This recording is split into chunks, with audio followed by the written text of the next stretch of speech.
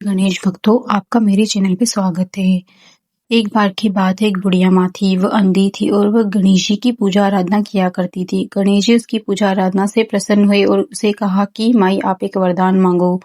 माई ने कहा कि महाराज मुझे तो वरदान मांगना ही नहीं आता है। तो गणेश जी ने कहा कि आप एक दिन का समय लो और अपने बेटे बहू से पूछ लो। माई अपने बेटे के पास गई और कहा कि गणेश जी ने कहा है कि एक वरदान मांगो। तो बेटा कहता है कि माँ हम बहुत गरीब है, तो आप ऐसा करो धन मांग लो। फिर माई अपने बहू के पास गई और कहा कि बेटा क्या मांगू। तो उसने कहा कि माँ आपके पोता नहीं है, तो आप पोता मांग लो। बुढ़िया माई बहुत दुखी और सोचने लगी कि दोनों ने अपना स्वार्थ देखा, पर किसी ने नहीं सोचा कि माँ के आंखें नहीं है तो आंखें मांग लेते हैं। गणेश जी सब कुछ देख रहे थे। गणेश जी ने एक बूढ़े आदमी का वेश धारण किया और माई के पास आए और पूछा कि माँ आप इतनी दुखी कैसे दिखाई दे रही। तो उसने कहा कि गणेश जी ने मुझे एक वरदान मांगने के लिए कहा है। बेटे ने भी अपना स्वार्थ देखा और बहू ने भी अपना स्वार्थ देखा।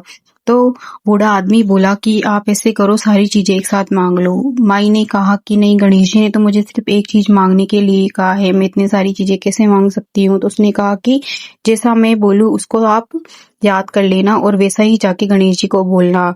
माई ने कहा कि ठीक है, आप बताओ। बूढ़ा आदमी बोला कि आप ऐसे मांगना, सोने के झूले में अपने पोते को झूलता हुआ आंखों से देखूं। माँ ने जाके गणेश जी के पास ऐसे ही कहा कि सोने के झूले में पोते को झूलता हुआ आंखों से देख। भी गणेश जी बोले कि माँ मैंने तो तुझे एक वरदान मांगने को कहा था, लेकिन तूने तो 3-3 वरदान एक साथ मांग लिए। माँ ने कहा कि महाराज वचन चूके। गणेश जी ने कहा कि वचन चूके तो खड़े खड़े सूखे।